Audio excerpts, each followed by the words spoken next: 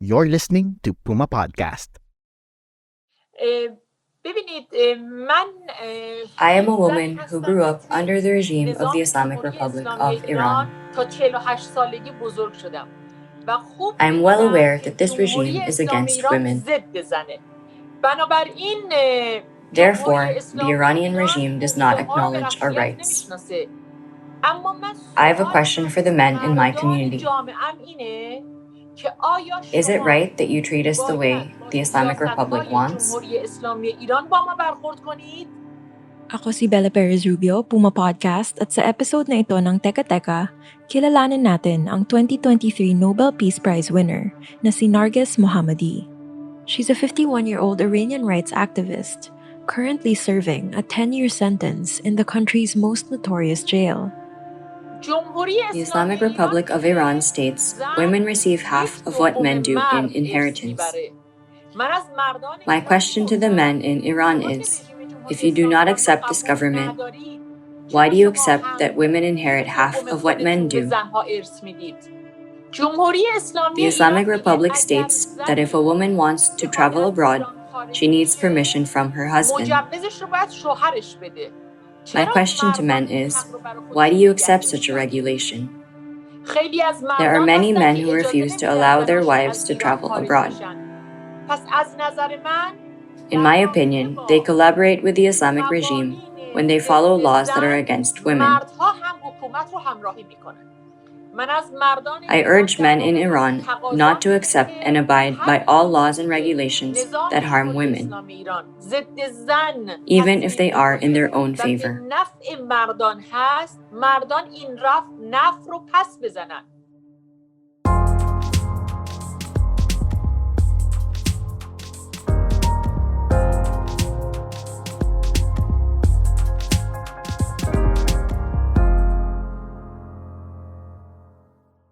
The Norwegian Nobel Committee has decided to award the Nobel Peace Prize for 2023 to Narges Mohammadi for her fight against the oppression of women in Iran and her fight to promote human rights and freedom for all.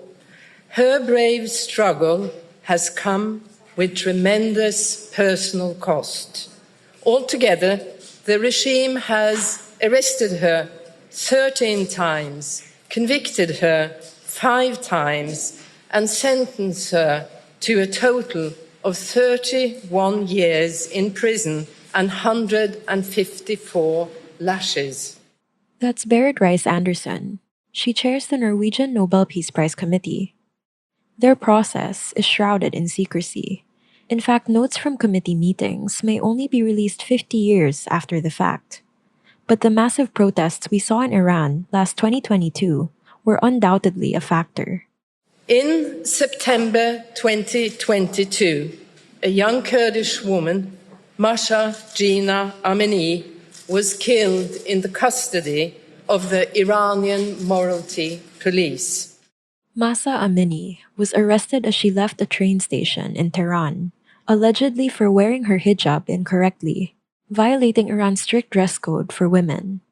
The government says she died due to existing health issues, but a United Nations rights expert says there's evidence showing she died after being beaten. She was 22 years old.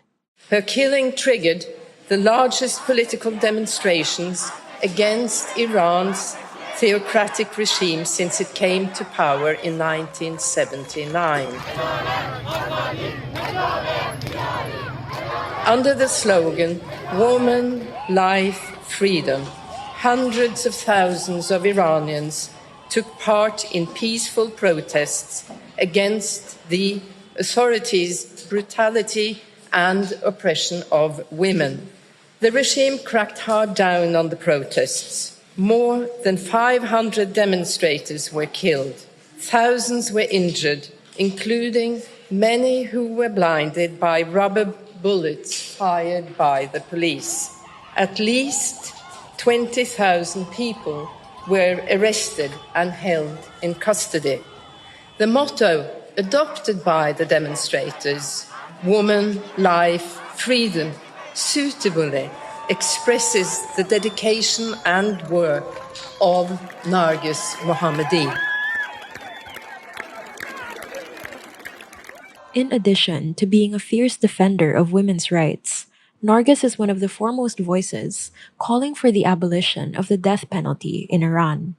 I hope one day to be able to tell you that execution have stopped in Iran and that women in my country have got their rights. Here's her brother, Narges Mohammadi. My sister was always known for being energetic, pursuing goals. She climbed most of the mountains in Iran, the highest mountains. She was tough from the beginning. She was a great storyteller also. After climbing, she would tell all kinds of stories about climbing and dangers it had. As she began as a journalist and then became more active, she has been collaborating with lots of organizations in Iran for peace and freedom. And every time she gets arrested, it just makes her more decided that it's the right way to go. And if a regime that's against its own people, if they don't agree with what you do, and you are sure that it's the right way, so you shouldn't let anyone to stop you.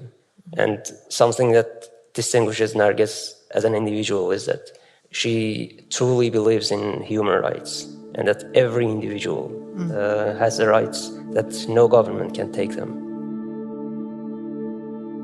The Mahsa Amini protests were the most significant faced by the Iranian government in decades.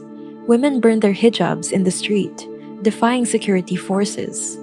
The chant soon evolved into a call for the ouster of Supreme Leader Ayatollah Ali Khamenei. Security forces violently cracked down, and because the Iranian government has banned independent media in the country, it's hard to know how accurate reports of death and injury are. The demonstrations have since fizzled out.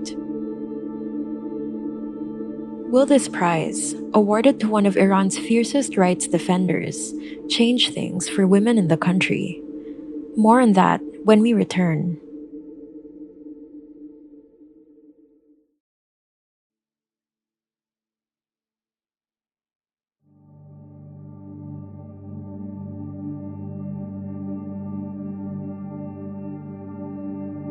Also in attendance at the Nobel Prize event were two women who knew Narges Mohammadi well. One of them was Isa Amini, an Iranian author and rights activist. Isa tried to contact Narges immediately after she was announced the Peace Prize winner. She wasn't sure if Narges even knew. She heard back from her a few days later. She told me that, unfortunately, at the weekend, women's cell doesn't have access to any telephones in Thursday and Fridays. And she said that, but in a way, they knew in the cell. And she said that I just heard a very loudly voice. She was crying, someone cried, someone very happy, someone laughed, and they told me congratulations for Nobel Peace Prize. And yeah, she knows now. And she left a very short message to this meeting. And she's very grateful. And she told that exactly 1 year ago, in September 2022, when Mahsa Amini was killed by the Iranian police, Iranian regime's police, in the streets, thousands, millions of Iranian people protested against the situation and tyranny in Iran. And many young people, many young men and boys and girls took their films and pictures and sent to the media around the world. They waited to be seen, to be heard, because all people need each other. And she said that this prize can show us that, okay, the world watching us and supporting us. This is important. The prize is technically a medal, a diploma, and nearly $1 million. When another Iranian woman, Shireen Ebadi, won the prize in 2003, the money was confiscated by Iranian authorities. Shireen, a human rights lawyer and defender, was a mentor of Narges's. It begs the question, what does this prize mean really? And will it have an effect on the movement it recognized by awarding Narges? We can have the same movement in our countries. It means that this movement is not just for one person. The prize is not just for one person. The prize is for people, and especially, particularly for women, but not only women in Iran, but also women in Afghanistan, in Azerbaijan, in Turkey, in the whole Middle East, because this is about hope. This is about gender equality. This is about dignity. The people who cannot dance, the people who cannot laugh, the people who cannot sing, the people who cannot have a normal life. This is for life. And life is not only for us or for the others, it's for everyone. And I think that is important message of thank you.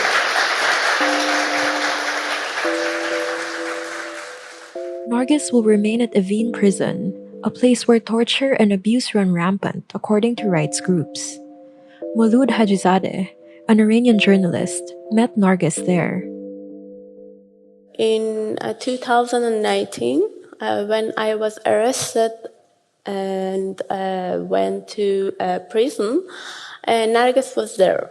At that time, Narges was returned to jail after her surgery. No, Narges still in prison, and Narges still sick. Here's Narges Mohammadi, 2023's Nobel Peace Prize winner, in an interview after she was released in 2020. She was arrested again in November 2021. When we are released and continue our work, we can never know how long the freedom will last. Every time I was released, the freedom was temporary, and I couldn't fully enjoy it because I was determined to continue my work as an activist. When they took me out of the cell at 3 a.m, I stepped into the prison yard and looked at the sky, seeing the moon, stars, and clouds. I was so happy to see them again after a long time. But at the same time, I thought I was only going to see them for a short period of time, because I was going to be imprisoned again, because I'm going to continue being an activist.